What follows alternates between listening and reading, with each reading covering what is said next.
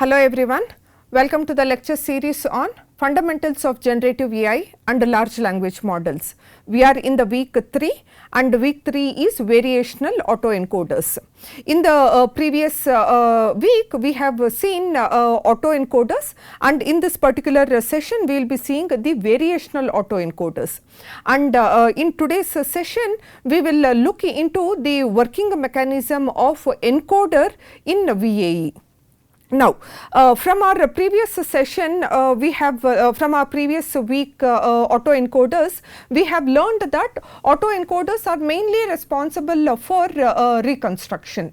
Then, what is the motivation for variational autoencoders? The motivation here is generative modeling, which means autoencoders is responsible for reconstruction, and variational encoders is introduced because now we want the generation. We just want don't want a reconstruction, we want a generation, generating a new sample.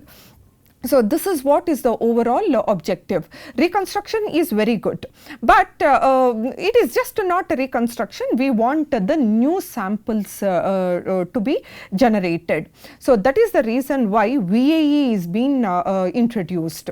So, this is what is the overall motivation for VAE. Now, let us look into this particular example. Now, here it is an iris data set, and a popular iris data set which is having n number of samples. Now, let us see, we have a data set which consists of n number of samples.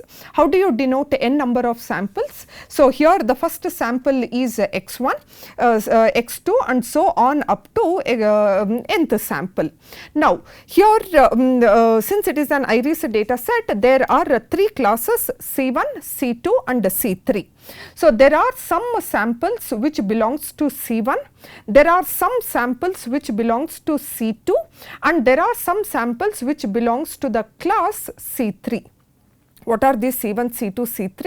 It is iris sotazo, versicolor and virginica. Right. So, these are the different classes. Now, look at this diagram what is being given here. So, all these are the samples which belongs to sotaza. All these are the samples which belongs to one class which is virginica.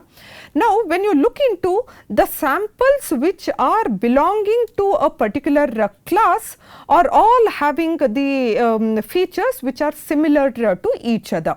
Now, if you look into all of these samples, the petal width value is very small.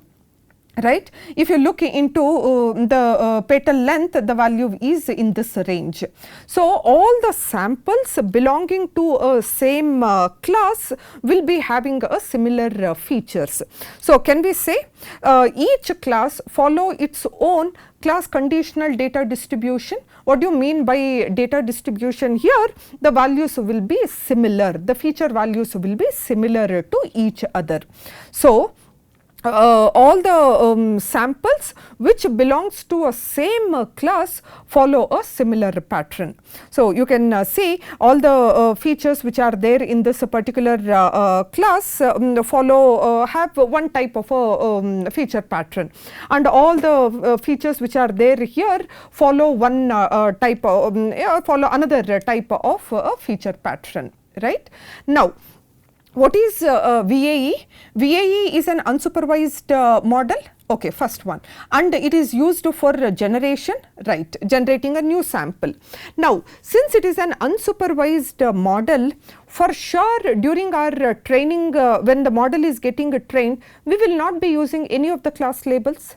So, this is what is being given here. Since it is an unsupervised learning model, the class labels will not be used during the training process. If the class labels are not being used, is it not the model is forced to learn the underlying pattern of the data? If how this pattern of this data is, if the model can capture that, it can generate a new sample, right? So, the overall aim here is it has to learn the underlying pattern of the data so that it can generate a new data sample. Now, there is one problem. What is the problem? The problem here is we do not know what is the true distribution of the given data set. So, we doesn't know the true data distribution of the given data set, we doesn't know. Second, we even doesn't know the true mathematical function, the exact functional form also we doesn't know. What do you mean by functional form? Whether the original data is coming from a Gaussian distribution or from a Bernoulli or a Poisson distribution, we doesn't know anything about the original data set. All what we have is, we just have some finite set of samples. And what are these samples? These are our training samples. All what we have is the finite set of the samples which are drawn from this unknown distribution. So, what is the aim of a generative model? Because VAE is a generative model, right? So, what is the ultimate goal or aim of a generative model? It has to generate a data. If it has to generate a data, first it has to learn the underlying distribution, right? So, the first is it has to learn the underlying data distribution, right. So, once the underlying data distribution is learned, then we can generate a new sample x new that will look exactly similar to that of the training data, right. That is our aim. But what we doesn't know? We doesn't know the original data distribution, we doesn't know the original underlying data distribution. But what we have? We have the training samples with us, few set of training samples, and those samples actually belongs to this unknown distribution, that is those samples belongs to this distribution only, right. So, from these samples I cannot learn the exact. Why? Because I doesn't know, I have only few set of samples.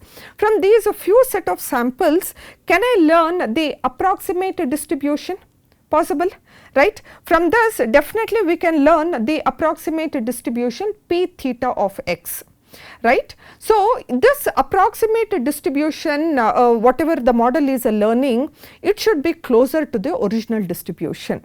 So, this is our ultimate aim, learn the distribution with the few set of training samples what we have, but ultimately reach to the original distribution, right. Now, what is this p theta of x? Is it not the distribution which is learned by the neural network? And how is that the model will be learning? Using some parameters theta, and those parameters are weights and bias, right. Now, so with few set of training samples, we are aiming to learn what is the underlying true distribution, but with only few set we can learn the approximate distribution, but not the exact. But at the beginning of the training, definitely this distribution and this distribution will be very much different. But as the training is going on, definitely we are going to update the parameters. When the parameters theta gets updated, definitely this p theta of x and the original distribution become closer. So, over a period of time, is it not the model has learned the underlying distribution? How it is learned the underlying distribution? What is that the model is having? The model is having the original few data samples which are drawn from those distribution, from this distribution only, original training samples. So, from those samples the model has learned this distribution. Initially the learned distribution and the original distribution will be very far from each other, but over a period of time, as the training is going on, the model gets updated, the model parameters gets updated. With updated parameters, we can able to say that the learned distribution and the original distribution are closer. So, now once the learned distribution is very much closer to the original distribution, is it not we can now sample, we can generate a new sample from this distribution? Can I pick one value? So, can we sample one value? That sampled value will be closer to the original input. This is the overall objective or the overall working mechanism. However, we will be going in detail into the encoder part. So, what is that our ultimate aim from this particular slide? What is that you have to understand? We have a few training samples with us. From that few training samples, we should understand, or we should learn, or the model should learn the underlying data distribution. So, since you have only few training samples, you will be learning the approximate distribution. So, that approximate distribution over a period of time, as the training is progressing, you will be able to reach to the original distribution by updating the parameters. With this, let us start the encoder part. So, whenever you are listening to this particular session, I request the learners to read or understand encoder and decoder together. Only then you will be understanding the overall working mechanism. So, in this particular session, intentionally we are going very slow so that you will understand every part of VAE. In this session, I will be covering encoders. In the next session, we will cover the decoder. Towards the end of the next session, you will get the complete clarity of the overall working mechanism of VAE. If there are some parts, if it is not clear to you, please wait until you complete the next session, you will be able to understand that. Okay. Now, let us go back and then understand how autoencoders have worked. We had an input. That input was passed to an encoder. Towards the end of the encoder, we were getting the latent space or latent representation. This latent representation is the capturing the important variations or the most important representation of the original input. In a much compact representation. This is passed to an decoder, right, and towards the end of the decoder we are going to get the original data, or we are going to get the reconstructed one. That reconstructed one, you are going to compare it with the original input. If the difference is too much, you will backpropagate, you will update the parameters, and over a period of time, once the parameters are optimized, you are going to get the reconstructed output which is as close as the original input. This is what is the AE autoencoders. But what we are discussing now is a variational autoencoder. If the working mechanism remains the same, then the whole intention of generating the data is lost, right. So, definitely there is some variation here. What is that variation? Let us understand step by step slowly here. The first is, there are two distributions. The first distribution here is called data space distribution. What is data space distribution? We have the data set, original data set what we have with us. All that data set belongs to some distribution. That distribution we call it as a P data of X.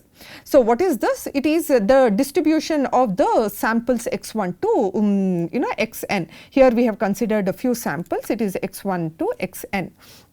Right. So, all these are the data distribution of the original data set, the true distribution of the original data set. The second distribution what we have is a latent space distribution, and that latent space distribution we denote it as P of Z. Z is a latent space representation, and the distribution of this is P of Z. So, we have two distributions, P data of X and P of Z. What is P data of X? Is the original samples distribution, and Z is a latent representation. That distribution is P of Z. Okay. Now, if you look into these two, X and Z lives in two different spaces. What do you mean by they live in two different space? The dimension and the structure of X is different, and the dimension of Z and its structure is different, right. So, because X lives in an input space and Z lives in an latent space, we need some probabilistic way of mapping these two. So this is what is given. Since x and z live in two different spaces, the meaning x and z has different dimensionality and then the structure. Therefore, the input x belongs to a data space and the latent variable z belongs to a latent space. Because they live in different space, we require some way of mapping these two. What is that way of mapping? It is an probabilistic mapping. Therefore, in autoencoders, the first component was encoder, second component is latent space, third component is decoder.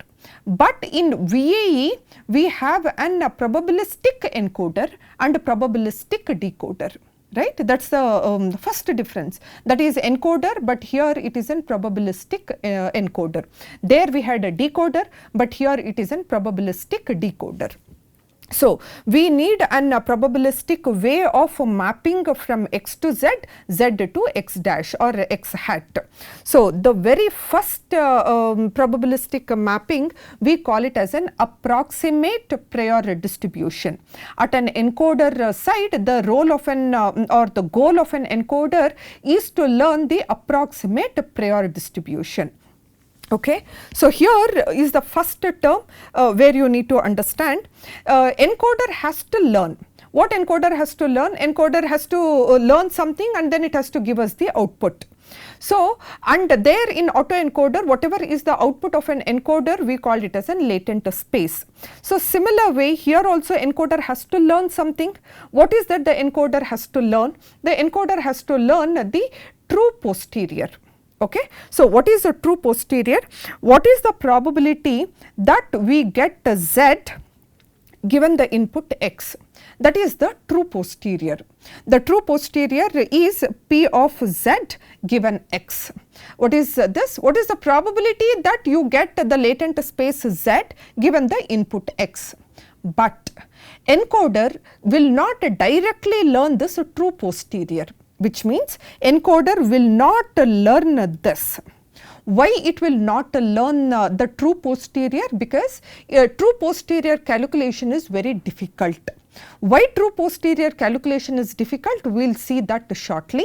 But for now, you understand that encoder will not directly learn the true posterior. Okay. If encoder does not learn the true posterior, encoder has to learn something. What is that encoder is learning? It is learning the approximate posterior. What is approximate posterior? Approximate posterior is denoted in this way. Ultimately, what is the probability that you will get the z given x? That is the ultimate one. But instead of learning p of z given x, true posterior, the encoder is actually learning the approximate posterior. What is approximate posterior? It is q of z given x by some learnable parameters. That can be weights by some learnable parameters, right? That is what. So what is the what is this particular term is saying? What is the probability of the latent variable z given the x, given the data sample x? That is what is the role of an encoder. The role of an encoder has to learn something. That something here is a posterior, and it will not learn the true posterior, it is learning the approximate posterior. So second one is at the decoder side. What is a decoder? What is the probability of getting this x hat given the latent variable z? So this is what is the decoder role. What is the probability that the decoder can generate the data x given the latent variable z? So is it not z is passed as an input to a decoder? So ultimately, what is the probability that you get this output when you pass this as an input? That is what is the decoder role. And the decoder at the decoder side, we call it as a likelihood distribution. at an encoder side, we call it, both has to learn the distribution because it is a probabilistic encoder. Probabilistic encoder has to learn the distribution. What distribution the encoder is learning? What is the probability of a latent variable z given x? What is the decoder here? It is a probabilistic decoder, which means it has to learn some distribution. What distribution it is learning? What is the probability that you get the x given the latent variable z? Okay. So, now let us understand the encoder part. What is the ultimate aim of an encoder? Encoder has to learn this, but encoder is learning the approximate. Why encoder is learning the approximate? Why not true? You will get some portion of an answer here. Okay. So, the primary objective of an encoder is to learn the true posterior. What is posterior here? The distribution of a latent variable z given an input x. So, it has to learn this p of z given x. But what is, how is that you calculate p of z given x? From the Bayes theorem, is it not p of z given x is represented in this way using a Bayes rule? In this, what is this particular term? This is called true posterior distribution. This is this p of z, we call it as a prior distribution. And what is this p of x given z? This is called a likelihood distribution. And denominator p of x is an evidence. So, this is all each of these terms. This is from our fundamental ML, we know this. So, from the Bayes rule, p of z given x is denoted in this way. Now, our ultimate aim of an encoder is to learn this p of z given x, but we said that it is difficult. Why it is difficult? Because of this difficulty, instead of learning p of z given x, encoder is learning the approximate distribution or approximate posterior. Now, why this p of z given x is difficult to compute is, look at the denominator term p of x. What is p of x? How is that we calculate p of x? P of x computation is very hard here. Why it is hard? Because it requires the integration over all the possible values of a latent variable z. So, this one statement you hold on. We will come back to this statement in a while. If not in this particular session, when you come to an decoder, you will be able to understand this. So, true posterior is p of z given x. That can be calculated using Bayes rule, but Bayes rule denominator is difficult to compute. Why it is difficult to compute? Because it requires integration over all the possible values of a latent variable z. This is difficult part. Let us put this on hold. Why it is difficult? We will come back. Because of this, instead of VAE, instead of directly computing the true posterior, it is using an approximate. From this slide, you should only understand one point, and that one point is, instead of going for true posterior, we are going for an approximate. Why we are going for approximate? Because true posterior denominator term is difficult to compute. Why it is difficult to compute? Because it requires an integration over all the possible latent variable z.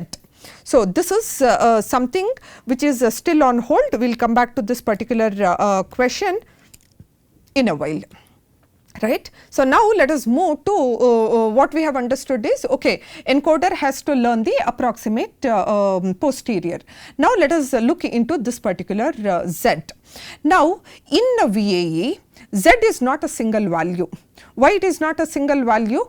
Because ultimately from 100 you cannot bring down to one feature representation. We cannot, right? Which means most of the information you have compromised there. So, it cannot capture the 100 features into one, no. So, it can never be a single number, it has to be a vector.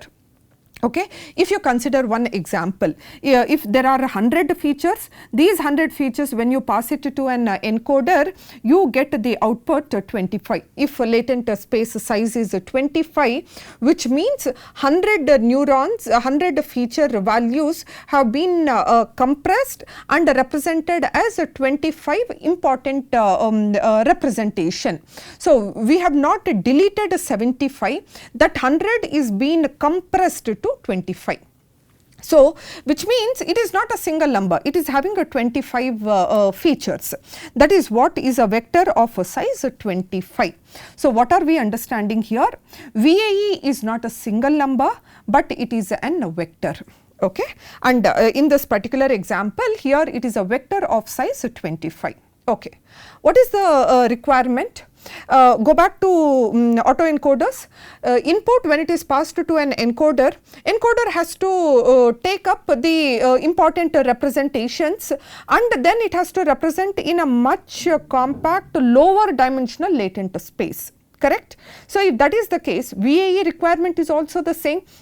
The purpose of an encoder has to learn the meaningful latent representation, right? Representation of what? Of the given input data in a much lower dimensional latent space. If that is the case, I have an input, this input has to be represented in a lower dimensional latent space. What is the distribution of that latent space? What is P of Z here? Do we know? Answer is no, we doesn't know what is the structure of this latent space. Therefore, the first assumption what we are doing, ultimately encoder has to learn this distribution. That distribution we still doesn't know, and then now we are saying that P of Z. So, again there is one more distribution here. So, we doesn't even know that. Therefore, the first assumption that we are doing here is the prior distribution P of Z is actually a Gaussian. This is the first assumption that we are doing. Not the first, it is an assumption that the prior distribution P of Z is Gaussian. What are the two parameters of Gaussian? Is it not mean and variance? So, now, so this is what are the parameters, and this is an prior probability. So, P of Z is a prior distribution, prior probability, and we are assuming it to be a Gaussian. Now, you can ask why Gaussian? There are so many other distributions. When there are so many distributions, why did we assume it to be a Gaussian only? For now, just understand, because Gaussian is very simple, and then mathematically it is convenient. Why mathematically it is convenient? Because it just have only two parameters, mean and variance. And we will come back to the second point, sampling becomes easy. For now, just remember theoretically only these two, that is Gaussian is simple and mathematically convenient, and sampling becomes easy, right. So, now before we come to an end of this encoder, let us quickly understand what is an role of an encoder. Encoder has to learn something. What is that it has to learn? It has to learn the approximate posterior. And what exactly is this? It has to learn the distribution over a latent variable. That is, it has to learn this what is the probability that you get the latent space Z given the input X. This is what the goal of an encoder. Now, we have also seen it cannot learn the true because the denominator is difficult to compute. Why? We have still not answered to it. Although we know that integration is integral over all the values, but what is that? We have still not understood. Okay. Now, when this is the aim of an encoder, which means it has to learn the distribution. If it has to learn the distribution, which means some distribution it has to learn. Now, instead of allowing this encoder to learn some complex distribution, can we again give one more restriction here? Let this distribution is once again a Gaussian. Okay. So, instead of allowing this distribution to be any complex distribution, we assume it to be Gaussian, which means this has to give two outputs. What are those two outputs? Mean and variance, right. Are you getting this? Encoder has to learn something. What is that encoder has to learn? Encoder has to learn mean and variance. is what encoder has to learn. Why encoder has to learn mean and variance only? Because we have assumed it to be Gaussian. Why we assumed it to be Gaussian? Look at this.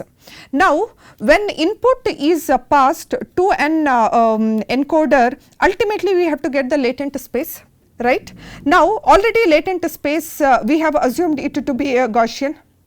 We have already assumed it to be a Gaussian from our previous slide we have seen. If this is Gaussian, from input only we get this latent space. So, if that is the case, so encoder also is assumed to be a Gaussian. So, this P of Z, which we have already assumed to be Gaussian, serves as a reference for encoder, so that encoder also takes it as a Gaussian. Now, there are two things here. One is prior distribution P of Z is also Gaussian. Then Q of Z given X is also a Gaussian. So, if you assume this as Gaussian, you can compare these two very easily. Now, from a very long time we are using the word Gaussian, right? Why, when we have so many other distributions, why Gaussian only? Because the Gaussian distribution can be represented just with the two parameters, and those two parameters are mean and variance. So, which means the encoder has to learn ultimately only two parameters, that is mean and variance. Encoder has to output mean and variance, which means training is easy because it has to learn only two parameters, right? Second, sampling becomes easy. What do you mean by sampling? Once mean and variance, once encoder outputs mean and variance, ultimately we should get Z. Z is obtained by sampling from this distribution. So, once encoder gives mean and variance, we can sample Z from this Gaussian distribution. So, that is the two important points why the model assumes a Gaussian but not any other distribution. Now, here what has happened? We have an input. This input is passed to an encoder, and this is a probabilistic encoder, and we are getting a latent space. This is Gaussian, this is Gaussian. So, both here, what is this? This Q of Z given X with some learnable parameters and P of Z. Both are Gaussian here. These two are Gaussian.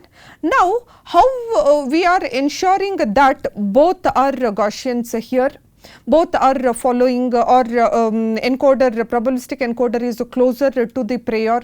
Who is ensuring that both are following the Gaussian only? It is, we have an KL divergence. KL divergence is a regularization term which will be adding to a loss function. So, and what is a loss function here? Definitely it has to be a reconstruction loss. So, this KL divergence always ensures that encoder distribution remain closer to prior, right? What is a prior? Gaussian. What is encoder distribution? It assumed to be Gaussian, but ultimately it has to adjust its parameters so that it remain closer to the prior distribution. So, KL divergence takes that term. So, this is all the theoretical concept. Until we see one mathematical example, whatever we have seen theoretically may not be much clear to you. Now, let us understand the entire working mechanism of an encoder with this one example. So far if something is a little doubtful to you also, you will be able to understand that here. Now, we have an input. This input has to be passed to a neural network. So, here this probabilistic encoder is a neural network. So, when you say neural network, you imagine that neural network as a multi-layer perceptron. If it is a multi-layer perceptron, you will have n number of hidden layers. Every neuron is connected to every other neuron. You have weights, you have bias, you have an activation function. Although we will be seeing one detailed numerical example in this week, but to understand, let me explain theoretically here. You have hidden layers, connections, weights, bias, then we have an activation function. All of this is fine. Can you imagine what will be the end of the last hidden layer? You will get some values, right. So, let us stop there and let us come back to this example. You have an input is passed to an encoder. Here encoder is a simple neural network. If it is an tabulated data, use a multi-layer perceptron. If input is an image, use an CNN based neural network. Now, when it is passed towards the end of an last layer, some output we should get. Now, let us see what is that output. That output here is mean and then the log variance. What we get towards the end of an encoder is, you remember the role of an encoder is to learn this q of z given x, which is nothing but an approximate posterior distribution. So, it has to give us some output. What output? You have assumed this to be a Gaussian. If you have assumed this to be a Gaussian will be having only two outputs, that is mean and variance. But what output you have got here is a log variance. So, since Gaussian requires mean and variance, this log variance you convert that into a variance. How will you convert a log variance into a variance? A simple math. Substitute in this formula and convert log variance into a variance. Okay. Now, the most important, this what should be the latent space size? It's an hyperparameter. That means in the code you will be writing what should be the size of your size of the latent space.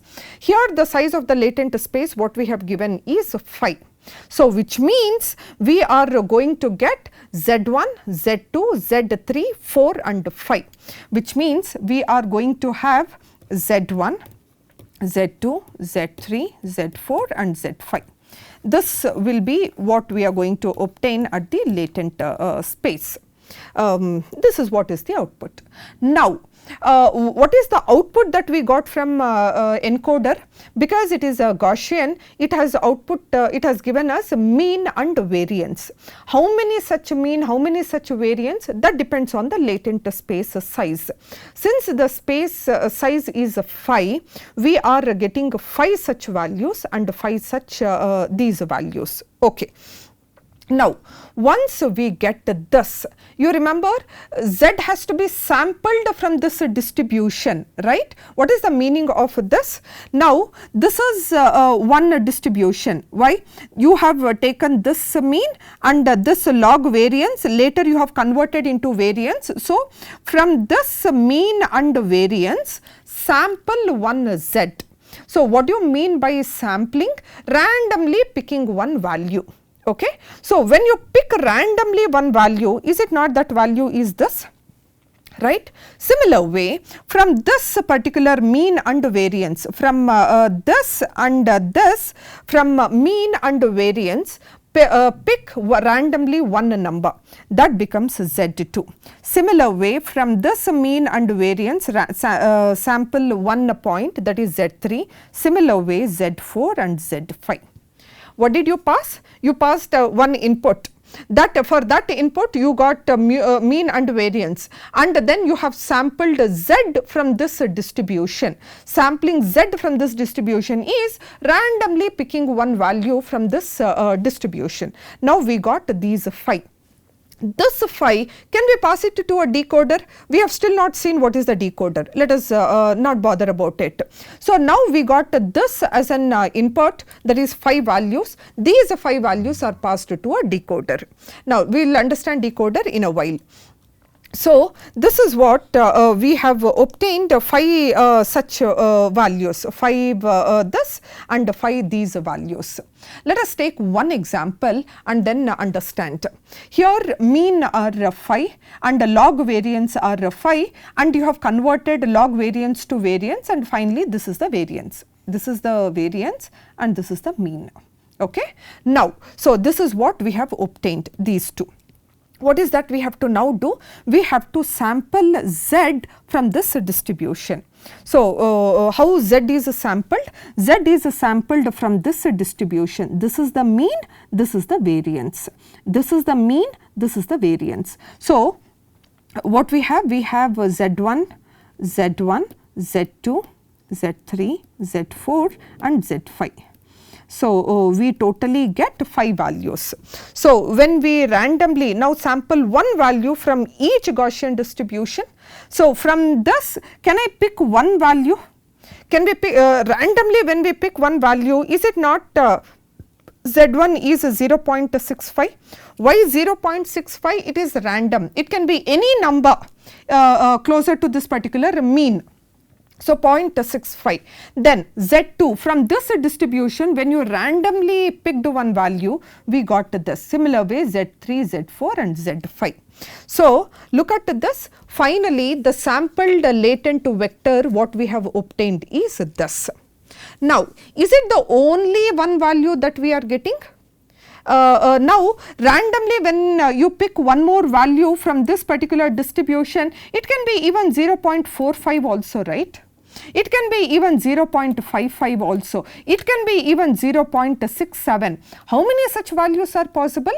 Infinite such values are possible, right? So I'll stop at this point of time. I gave one hint to you, that is infinite such values are possible. So this is one reason why the denominator is difficult. Okay. So what is that we have understood so far? Input has to be passed to an encoder, and encoder has to output us something. And what is that encoder is giving us the output? Here it is mean and variance. Why mean and variance only? Because it is assumed to be Gaussian. Why it is assumed to be Gaussian? Because latent space P of Z we have assumed to be Gaussian. So this is the overall working mechanism of an encoder.